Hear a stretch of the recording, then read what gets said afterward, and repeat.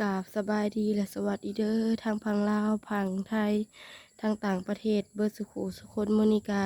มาพบมาพอกับน้องสาอีกเนาะทางน้องสากาอยู่เฮือนตอนแรงๆโมนิกาสิมาปลูกผักบ้งเนาะที่ทางน้องสาแสไว้เมื่อวานนี่เขาให้ปลูกขามคืนเนาะแบบให้ในมันแตกแล้วมันจึงสีเกิดง่ายเนาะเกิดไวบรรยากาศยามแรงๆทางน้องสากาสิหนึ่งเขาวสุกแล้วหนึ่งเขาวแล้วก็สิพากันเฮ็ดกินสบายดีเด้อแม่เอฟซีเบอร์สุขุสุคนทางน้องสากาสิมาพรวนดินเนาะผักบัวพรวนดินข้าวหดน้ำเนาะดินเป็นเลยเนาะเขาก็สิมาพรวนดินข้าวก็คือหวานได้ผักบ่งซะเลยดินเป็นยังสูงเยอะ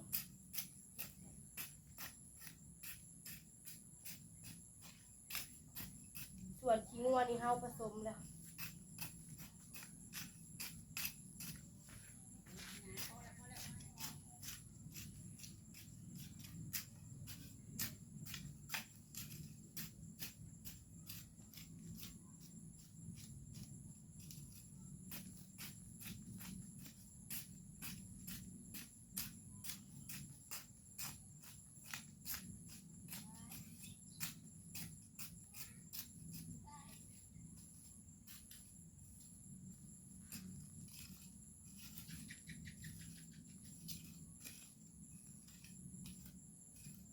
เขี่ยดินให้มันเพียงๆกัน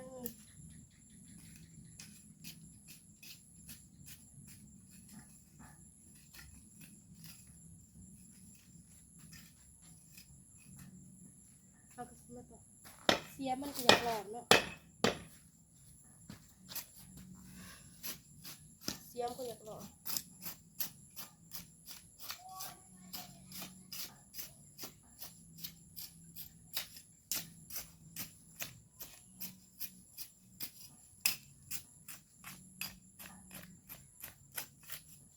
ทางน้องสาก็บ่ได้ไปใส่เนาะมีแต่ปลูกผักในเรือนนี่แหละเป็นจังไดก็ฝากเป็นกำลังใจให้น้องสาด้วยเด้อ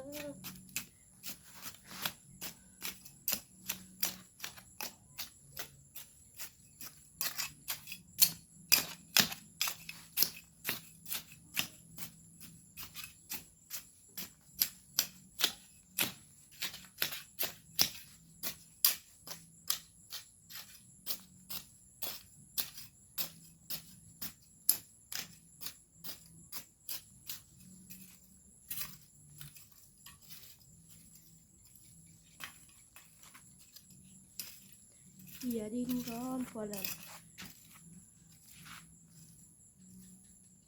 ทางน้องสาก็บ่สบายปานใดเนาะเจ็บคอไข้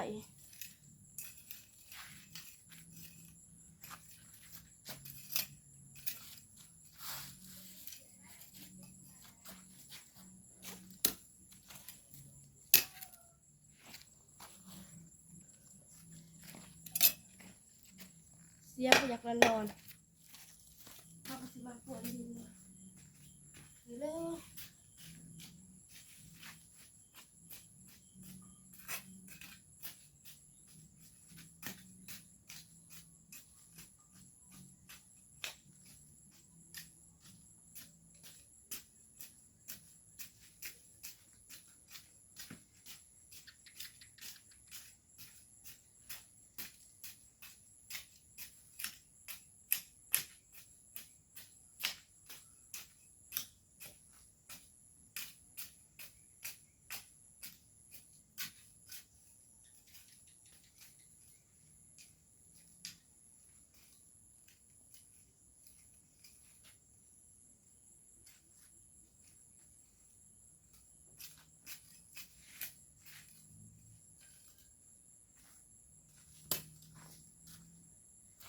วแล้วทางน้องสาพรวนดินกันเนาะ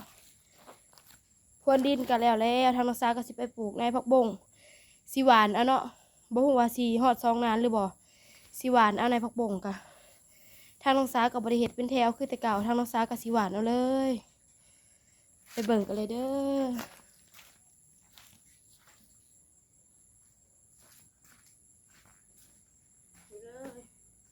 ทางน้องสาแสหน้าเมียนแบบนี้เนาะทางน้องสาสิมาหวาน ปั่นไปเลยเนาะ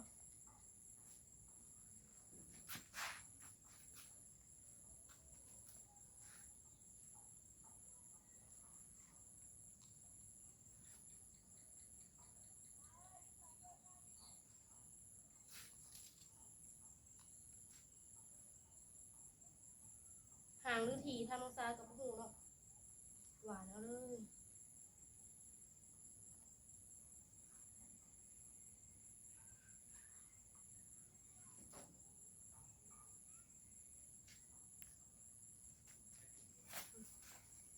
หวานเอาแบบนี้เลยเนาะ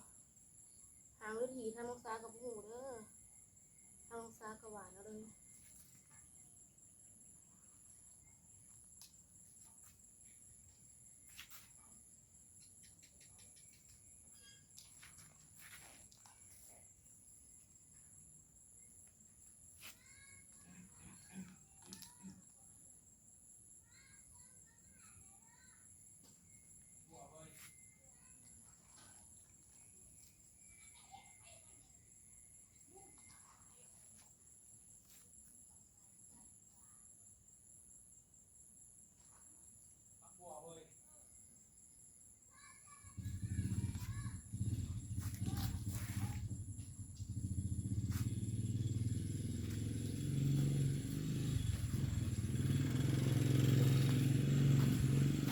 นี่เลยหวานก็ได้2 นานแหละ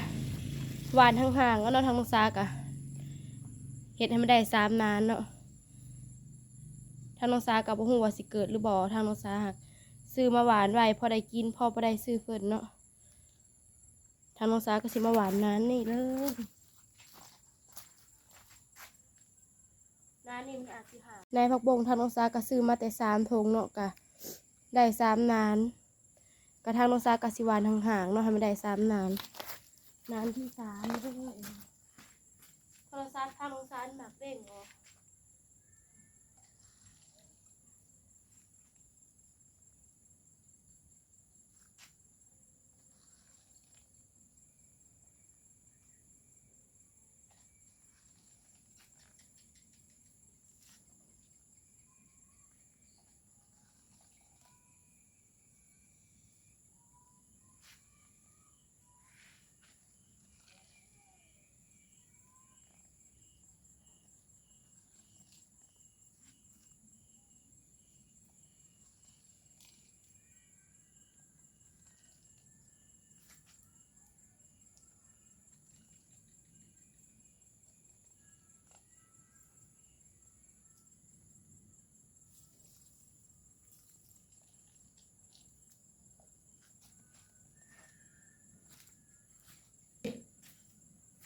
ทางน้องซาก็หวานแล้วเนาะได้3 นานหวานห่างๆเนาะทางน้องซาก็สิมาฮดพักเลยบาดนี่เป็นจังไรก็ฝากเป็นกำลังใจให้น้องซานี่เด้อทางน้องซาก็สิมาฮดพักทางน้องซาก็ตั้งกล้องไว้อยู่บักไกลๆก็บ่ได้ยินเสียงทางน้องซาเด้อเห็นแต่ทางน้องซาฮดพักนี่แหละ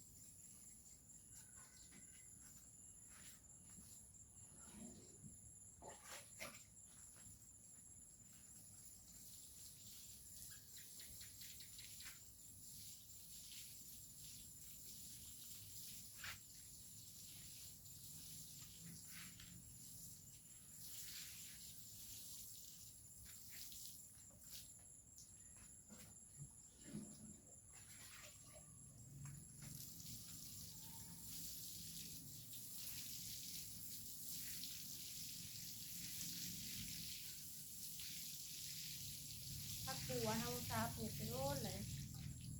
เขียวงามแล้ว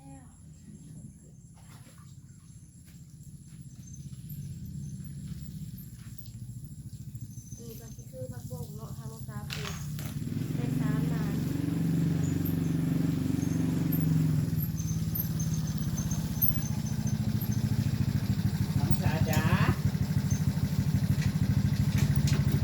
มื้ออื่นนี้เขาได้ไปเฮ็ดเวียกได้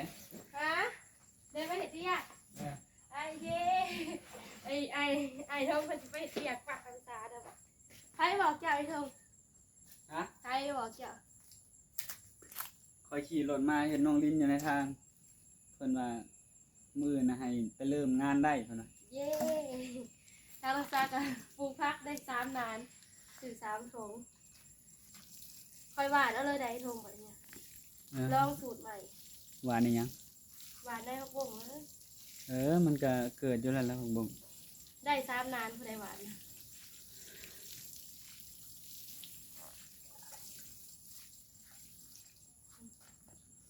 กดเทื่อละบัวอีกบัวเดียวกับคนที่แล้วเลย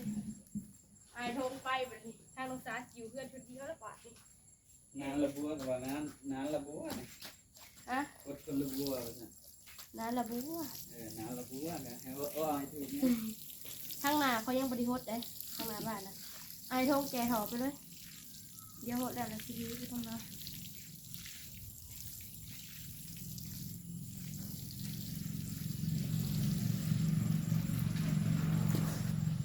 โอ้พี่โลภเลย เอาพอดีละบาดนี้เนาะทางนู้นผมก็ได้งานแหละพ่อพี่น้องเอ้ยอึ๊บอ้าย ไอ้ทงเคยเห็ดหิวถูกไหม โอ้น้องสาวมันเฮ็ดอีหยังเฮ็ดอีหยังอันนี้ เห็ดหิวถูกไหม รู้สึกเจ็บคอซื้อมีมาต้มกินมื้อนี้ ไอ้ทงซื้อมาแล้ว ซื้อมาเลยเด้อ คอยปัดแสปลาเนี่ยไอ้เห็ดมืออื่นเนาะ แซ่ปลาก็เฮ็ดกิน2อย่างก็ได้ โอ้ยต้นเลยพ่อนี่ไอ้ทงพดน้ำเด้อเดี๋ยวสิเอาถ่านไปเตาเดี๋ยวขอจะไปเปิดน้ำไปเด้อไอ้เทิงได้เหี้ย โอเคเนาะเดี๋ยวสิได้ไปเฮ็ดเวียกแล้วจักแม่นหรือบ่เนาะได้ยินน้องลินเพิ่นบอกพ่อแม่พี่น้องเอ้ยขี่รถมานำทางน้องลินเพิ่นไปซื้อของกินแล้วเพิ่นก็บอกว่าเจ้าอันนั้นหัวหน้าเพิ่นให้ไปเฮ็ดเวียกมื้ออื่นนี่เนาะลองไปเบิ่งมื้ออื่นนี่ว่าน้องลินเพิ่นเว้าแท้บ่แล้วก็ไปแต่เช้านี่จักหน่อย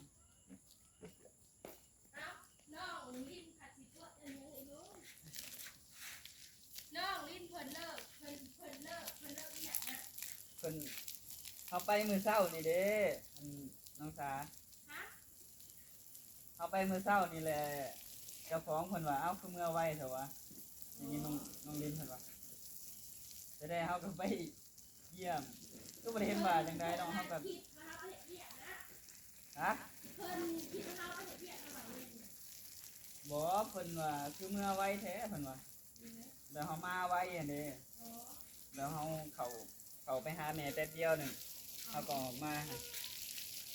เลยหัวหน้าของน้องลินเพิ่นว่าเอ้าคือเมื่อไว้แท้ยังบ่ได้เว้าอีหยังซ้ำเพิ่นน่าสิบอกว่าให้มามื้ออื่นนี่บ่เพิ่นสิอันนั้นนะ ก่อนจังเลยปลูกฟักคอยควนอีกขึ้นแล้วค่ะกระโปงอ่ะมีเกียร์ไอ้ทงเพิ่นก็ได้ข่าวดีได้ไปเฮ็ดเวียกผู้อื่น เพิ่นเอาแต่คนเดียวบ่อยทง แม่นน่าจะเอาแต่คนเดียวแหละแกน้องสาไปส่ง โดย เดี๋ยวมาอยู่เพื่อนเนาะขอครับ เอาสี่สิโทรศัพท์ได้ทงทางไอ้ทงเพิ่นก็หดน้ำพักทางน่าจะหดแล้วนะต้นหมกยุ่มนะยัง ยัง โดย อย่าไปทางนั้นดิ ไอ้ทงก็เจ็บคอบ่อยทงเจ็บคอคือน้องสาสงสัยติดวัดน้ำน้องสาอะไรไอ้ทงนะ ไอ้ทงติดวัดน้ำน้องสาอะไรจังว่าทางน้องสาเป็นแต่ทางน้องสาขึ้นมาแต่บ้านเนาะเป็นมือทางน้องสาสิขึ้นมาเลยเป็นไข่กะเพราะว่าทางน้องสาเมื่อบ้านก็บ่ได้พักเฮ็ดเวียก ก็เลยเป็นไข่เจ็บคอไอ้ทงเพิ่นก็สิได้ไปเฮ็ดเวียกมื้ออื่น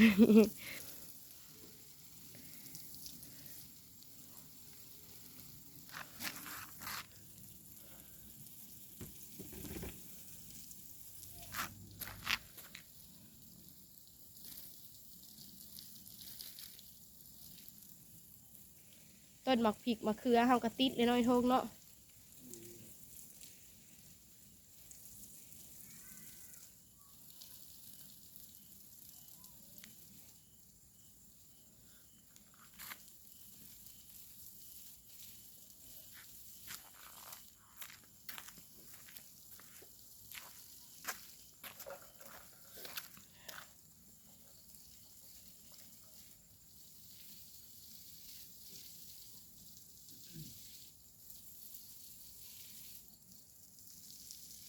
ขาดหัวขาน้องชาย ฮะ หัวขา ยังหัวขานะ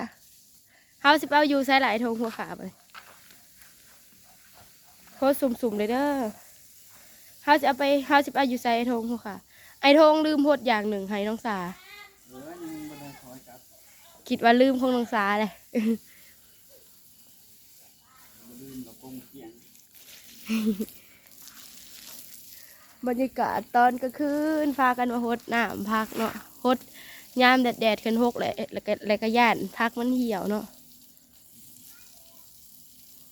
ทางน้องสาก็เว่าพิษว่าถือก็ต้องขอโทษขออภัยทางเมฟซีเบอร์สุขูสุคนเด้อโอ้ทางไอ้ทงคุณก็หดต้นมะเกียงให้น้องสา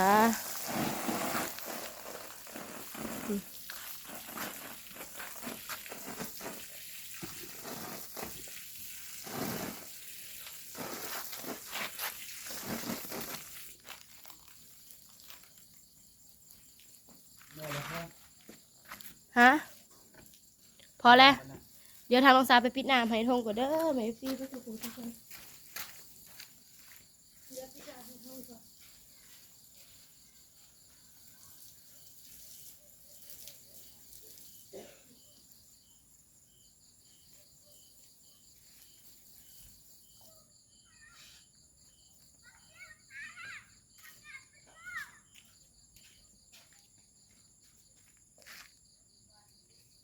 เอาบาดนี่หดแล้วเลยกงมาเกี้ยงน้องสาก็หดเรียบร้อยแล้วเนาะโอ้น้องสาวันเห็ดหยังเนี้กับไฟอยู่ ฮะ เช็ดหยังอะนะ เอาใส่เงินสิเห็ดหญิงเองเอาไว้นี้เลย เอากงพลมมาเห็ดหิ่งเซยน้องสาเห็ด เอากรงพนมไอ้ทงผักบงทางน้องสาปลูกก็ได้3 นานเนาะนี่เลยผักบัวนานน่ะเขียวอื่นทึ่นทางน้องสาก็ปลูกนานเดียวแหละกะในเมื่อบ้านทางน้องสาเนาะเอาบันนี้ทางน้องสาก็สิได้จบคลิปไปเพียงเท่านี้พบพอกันในคลิปหน้าเด้อ